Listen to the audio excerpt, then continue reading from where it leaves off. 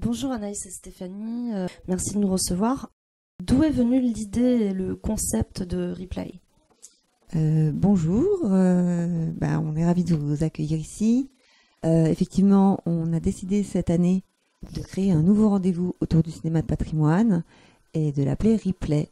En fait, cette idée est venue ici au TNB. On est un cinéma d'art et essai avec 3 labels: jeune public, découverte et patrimoine. Et chaque année, on re-questionne la façon dont on va mettre en valeur ces films de patrimoine. Alors, un film de patrimoine, c'est, d'après le CNC, un film qui a plus de 10 ans. Donc chaque année, on re-questionne. Depuis 3 saisons maintenant, nous avons un partenariat également avec la Cinémathèque française qui nous permet d'explorer un catalogue auquel on n'aurait pas accès autrement. Donc cette année, on s'est dit qu'on allait faire un temps fort autour de ce cinéma de patrimoine. Il a fallu lui trouver un titre, ce qui n'a pas été des plus faciles. Et après un brainstorming avec les équipes, nous avons décidé de l'appeler Replay. Il sera du 20 au 23 novembre. Comment vous avez pensé le concept et quelle fréquence vous imaginez à ce rendez-vous du coup qui sera autour du film de patrimoine? Alors sur la fréquence, tout d'abord, pour le moment c'est une première édition. Idéalement, on aimerait que ça soit tous les ans, parce que là, ça suscite un réel engouement, que ça soit autour de la profession ou du public transgénérationnel qu'on souhaite toucher. Et ensuite, ce nouveau rendez-vous, on l'a voulu comme un condensé à la fois de ce que peut proposer le cinéma de patrimoine et des partenariats qu'on peut lier autour de ce thème-là, enfin de ce label-là. Donc c'est sur 4 jours. Il y a à la fois une journée en partenariat avec le Ciné Tambour, qui est le ciné-club des membres, notamment de l'Université Rennes 2. Il y a une journée professionnelle. Alors, ce qu'on entend par professionnelle, c'est qu'elle s'adresse... une partie est réservée à la profession, comme les exploitants, les distributeurs, les responsables de festivals ou autres, avec des films, des sorties nationales. C'est des films qui ont fait l'objet d'un travail de numérisation, de restauration, qui vont ressortir en salle à partir de fin 2019 ou en 2020, avec des rencontres. Une journée avec la Cinémathèque française, justement, comme disait Stéphanie, pour mettre en avant ce partenariat. Et une journée autour du jeune public, 4 vitrines autour du patrimoine et de nos partenariats. Quels sont les films prévus en novembre? Donc il commencera le mercredi avec 3 films, dont 2 qui seront programmés au Ciné Tambour. Le premier qui sera programmé à 15h30 le 20, c'est Zombie de Romero. La trilogie Romero est ressortie au cinéma par son distributeur. Nous avions programmé 2 des films au mois d'octobre. Il nous manquait le 3e, donc il arrive ici. C'est un choix commun avec l'université de Rennes 2, le ciné-club du Tambour. Et les 2 autres films, qui ont été choisis par les étudiants et qui seront projetés au Tambour même, c'est Dragon Get In de King Hu et Peur sur la ville d'Henri Verneuil. Donc ça, c'est pour la journée du mercredi. On est content de ces projections s'inscrivent sur 2 lieux également. C'est pour sortir aussi le festival du TNB. C'était bien de trouver ce partenariat-là. Ensuite, le jeudi 21, il y aura la matinée qui est réservée aux professionnels, où on aura une session de film-annonce pour qu'ils puissent voir les prochains films qui vont sortir. Ensuite, on aura un film de Jean Renoir, La langue du Sud, pardon, j'avais perdu le titre. Ensuite, on aura une table ronde pour nous expliquer ce que c'est que l'accompagnement des films de patrimoine en salle. Donc là, c'est intéressant parce que du coup, on aura les programmateurs de la région, les partenaires aussi institutionnels tels que l'AFCAE ou la DRC. La DRC, c'est l'association pour le développement régional du cinéma. Ensuite, on aura Les adolescentes d'Albert de la Tuada à 15h30 et à 17h30, Non coupable d'Henri Decoing. Ce sont 2 films qui sont distribués par le distributeur, les Acacias, qui seront là pour accompagner les films. On aura la chance également à cette occasion de reprogrammer des actualités d'époque ou des publicités d'époque Voilà, du contenu un peu exceptionnel qu'on voit rarement. Et puis le soir, on aura Plug Off, des pierres contre des fusils, le film de Nicole de Garec. Donc là, en partenariat avec la Cinémathèque de Bretagne. Voilà pour les 2 premiers jours. Romero et Bava, j'imagine qu'il n'y a pas beaucoup de gens qui auraient mis l'étiquette patrimoine sur ces réalisateurs. À l'inverse, si on prend Henri Verneuil, les gens imaginent plus que c'est du film de patrimoine, ou si on prend Marcel Carné ou Jean Renoir, là il n'y a pas de souci. Alors quelle définition faut-il réellement donner à patrimoine? Alors là, c'est pas forcément, enfin ils sont tous films de patrimoine parce comme le disait tout à l'heure Stéphanie, un film de patrimoine, c'est un film dont sa date de sortie a une antériorité de 10 ans. Donc là, on va dire que le label patrimoine est différent du genre dans lequel on peut le catégoriser. En effet, un film de Romero, ça va être un film de genre comme Mario Bava, ça va pas être un film policier ou un film d'auteur, voilà. Mais aujourd'hui, ils sont tous de films de patrimoine. Terminator est un film de patrimoine aujourd'hui. Retour vers le futur est un film de patrimoine. Donc c'est différent du genre. Voilà. Et donc ils ont tous leur place dans un rendez-vous autour du cinéma de patrimoine. Et ce qui est bien justement, c'est de pouvoir réunir aussi bien des films de genre. Donc là, Stéphanie a parlé des 2 premières journées. Et le vendredi, on a une après-midi autour du cinéaste donc Mario Bava, un cinéaste italien qui je pense n'est pas forcément très très connu, mais dont le distributeur a ressorti notamment 3 films cette année. Et le programmateur de la Cinémathèque française est spécialiste du cinéma du genre et vient venir faire une conférence sur ce cinéaste-là. Donc c'est en plus une chance énorme qu'on a. Et donc tous ces films-là se mélangent et créent ce rendez-vous autour du patrimoine. Et c'est ce qui en fait sa richesse, en fait, de pouvoir avoir Romero, La Tuada ou Ragtime et Milos Forman dans un même rendez-vous. Et comment faites-vous votre sélection de films? Quels sont les critères qui vous intéressent? Par exemple, Bava et Romero n'amèneront pas le même public que La Roue d'Abel, Gans, par exemple. Et la rentabilité est-elle au cœur de la réflexion? Ou bien le patrimoine est-il une mission que se donne le TNB vaille que vaille? Et est-ce que le cinéma du TNB doit s'adapter au public ou bien au public de découvrir via le TNB? C'est tout ça à la fois, j'ai envie de répondre. Oui. Alors, le TNB doit-il défendre vaille que vaille le patrimoine? En fait, le TNB a pour mission de faire de l'éducation à l'image. C'est une de effectivement nos missions. Le programme des films de patrimoine y contribue via les dispositifs d'éducation à l'image, puisque du coup on peut se retrouver sur des films de patrimoine dans le cadre des dispositifs auprès des écoles, des collèges, des lycées, ou au cours de rencontres, de rendez-vous comme ça dans le cadre de replay. Donc c'est pas vaille que vaille. On ne se bat contre rien quand on parle au programme du patrimoine, au contraire. Et après, est-ce que c'est dans quel sens se fait les choses? Je crois que il y a une envie de la part du spectateur, il y a une envie de la part des distributeurs. Alors aujourd'hui, on arrive dans une période charnière, c'est-à-dire qu'un film de patrimoine a 10 ans, quand il a plus de 10 ans, il y a 10 ans, on était en 2009, on était au début du numérique. Donc les films aujourd'hui qui commencent à avoir 10 ans, ils sont numérisés. Jusqu'à aujourd'hui, sur les patrimoines, on était sur des films qui n'étaient pas forcément numérisés. Donc il y avait ce travail de restauration des films et de sauvegarde du patrimoine en se disant, si on ne les numérise pas, les salles d'aujourd'hui ne pourront plus les diffuser.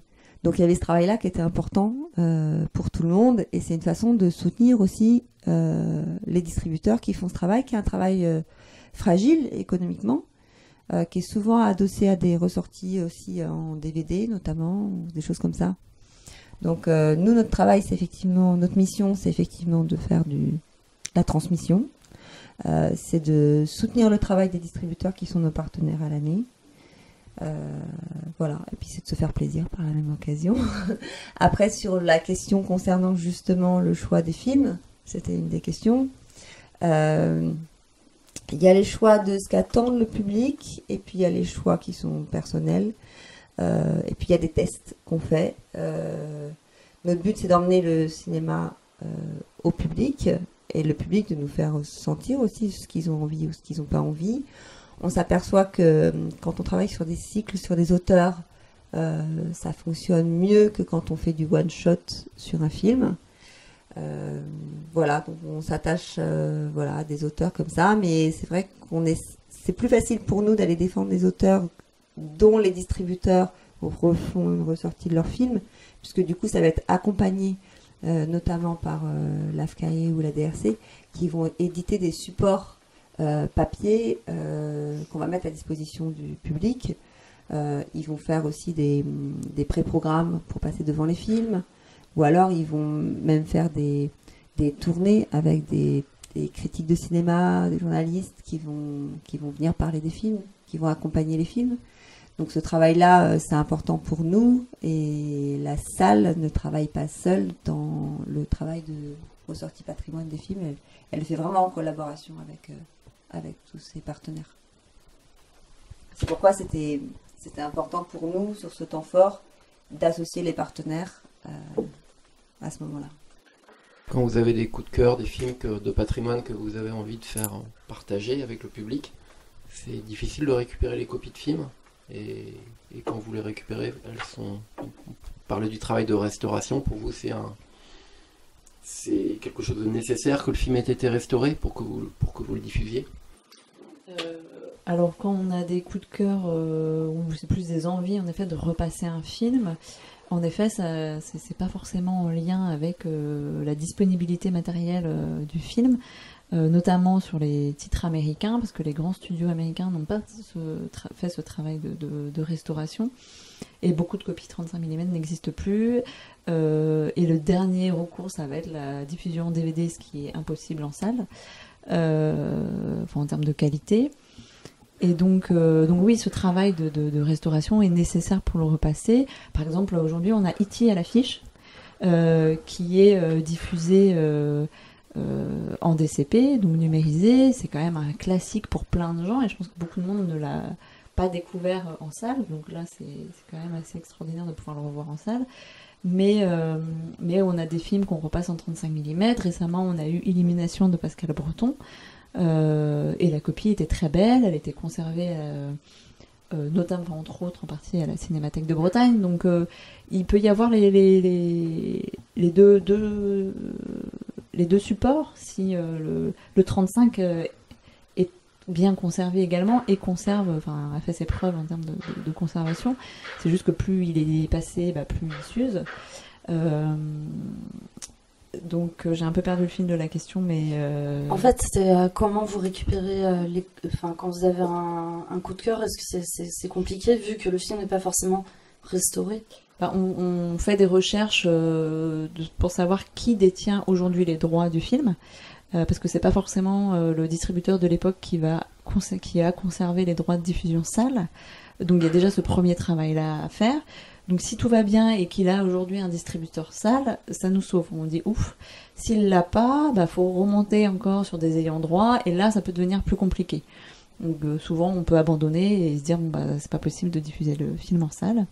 Si le film a un distributeur, et là il n'y a pas de problème, on va dire classique. On rentre dans le schéma classique de diffusion d'un film. On contacte le distributeur et on fait une diffusion classique du film.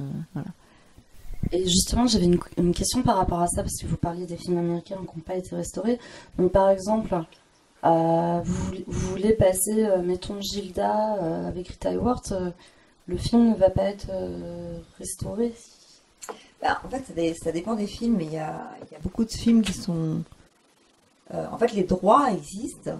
Ils ont gardé les droits, les studios américains, mais les films, il n'y a plus de matériel en fait. Les copies 35 ont été usées, réusées ou détruites après l'usage commercial qui avait été fait à l'époque du film. Et du coup, il n'y a pas de copies. Donc en fait, le marché américain, il est destiné surtout à la VOD ou à la télé. Donc il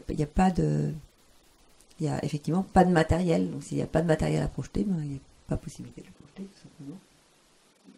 C'est ça, c'est un peu dommage. Il n'y a pas de cinémathèque américaine, en fait. On a juste, nous, la chance en France d'avoir eu Henri Langlois et donc cette cinémathèque aujourd'hui qui a permis ce travail. Et aux États-Unis, a priori, il n'y a pas... ou alors des cinéphiles qui conservent chez eux, dans leur cave, peut-être des copies. Mais les studios, après, n'ont pas fait ce travail-là. Et justement, comment vous travaillez avec les cinémathèques en France? Donc il y a la Cinémathèque de Paris, il y a la Cinémathèque de Toulouse qui est connue aussi pour la restauration, il y a la Cinémathèque de Bretagne, il y en a peut-être d'autres que j'oublie. Quels sont les partenariats que vous développez avec eux? Alors, alors c'est surtout la Cinémathèque de Paris et la Cinémathèque de Bretagne. Après, si on avait besoin d'un film, on s'adresse à si on a besoin d'une copie qu'on ne trouve pas, on peut s'adresser à la Cinémathèque française. En fait, Cinémathèque de Paris, elle s'appelle Cinémathèque française. Donc, elle a un travail de diffusion nationale, normalement. Maintenant, on fait appel à eux. Des fois, ils peuvent nous dire, bah non, nous, on n'a pas la copie, mais on a déjà passé le film. Elle est stockée, la copie est stockée à la Cinémathèque de Toulouse. Ou voilà, dans ce cas-là, on peut s'adresser à eux. Mais il y a quand même un stock assez important sur la Cinémathèque française. Et puis, pour tout ce qui est local, il y a la Cinémathèque de Bretagne, effectivement, qui peut être un lieu ressource pour ça. Mais sur les autres cinémathèques, on travaille très peu avec eux, finalement. Et le label patrimoine, il apporte quoi? Qu'apporte-t-il et à quoi oblige-t-il? Avez-vous des obligations, des contraintes et aussi des bénéfices, en fait? Alors, on est obligé à rien du tout. mais c'est, comme le disait Stéphanie, une envie plus de passer et de repasser ce genre de film. Donc c'est un label qui est octroyé dans le cadre de la subvention Art et Essai, donc qui est octroyé par le CNC, le Centre National de la Cinématographie, via l'AFCAE, qui octroie 3 labels, et donc le patrimoine, le label patrimoine en fait partie. Donc c'est, si on veut l'obtenir, alors ce que ça nous octroie, c'est des subventions, donc du sonnant et du trébuchant, et pour cela, il y a un certain nombre de films dans l'année qu'on doit diffuser, mais on ne sait pas vraiment combien, et puis c'est en termes de séances. Donc voilà, c'est à la fois pour inciter les salles, puisque c'est contre des subventions, à diffuser ce genre de film, et c'est pour rétribuer et appuyer le travail qu'on va faire d'accompagnement de ces salles-là, qui, comme le disait Stéphanie, est aussi une manière d'aider les distributeurs, donc c'est un peu un cercle vertueux, en fait. Donc, voilà. Peut-être pour avoir quelques chiffres, parce on a du coup profité de votre invitation pour pouvoir sortir les rapports du CNC sur les films de patrimoine. Il faut savoir qu'en France, c'est 3000 films, j'arrondis, mais c'est 3000 films de patrimoine pour 8000 films exploités en salle en France. Donc là, c'est les chiffres de 2018. Donc c'est 38% de films de patrimoine qui sortent en 2018. Par contre, c'est 2,1% des entrées et 1,2% des recettes. Donc c'est-à-dire que si les salles de cinéma veulent soutenir le film de patrimoine, les distributeurs, etc., ils ont le choix en termes de propositions. Par contre, on sait que ça va ramener très peu de spectateurs et encore moins de recettes. Donc pour que ce soit incitatif, le CNC, via la subvention, aide un petit peu, voilà, en disant on vient combler le manque à gagner que vous pourriez avoir sur le film de patrimoine par cette subvention. Mais on ne fait pas du film de patrimoine parce qu'on veut la subvention, c'est plutôt l'inverse, et on a envie de défendre le film de patrimoine, donc du coup le CNC nous aide via cette subvention. Le TNB a 2 autres labels. Est-ce qu'il y a d'autres labels qui existeraient que vous n'avez pas encore? On a tout. On a tout. Il existe 2 autres labels avec le label Art et Essai. Au sein du label Art et Essai, c'est le label Recherche et Découverte, c'est le label Jeune Public. Donc le label Recherche et Découverte, donc il y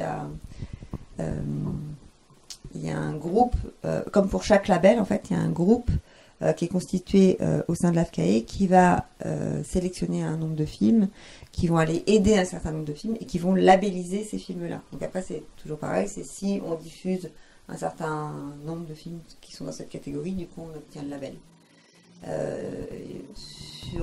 Alors après, c'est comme pour le patrimoine, il n'y a pas d'obligation, après c'est juste des envies de diffusion et de ligne éditoriale de chaque cinéma. Nous, il s'avère qu'on a les 3 labels, qu'on a développé énormément grâce à Anaïs l'année dernière avec le jeune public. Voilà, donc après c'était la première partie de la question. C'était l'entièreté de la question. Donc on arrive à la fin de cette interview. Avant de vous remercier, est-ce que vous pouvez du coup nous rappeler à nos lecteurs, auditeurs, spectateurs, quelles sont les dates clés du festival Replay? Alors Replay, c'est du 20 au 23 novembre 2019 au cinéma du TNB.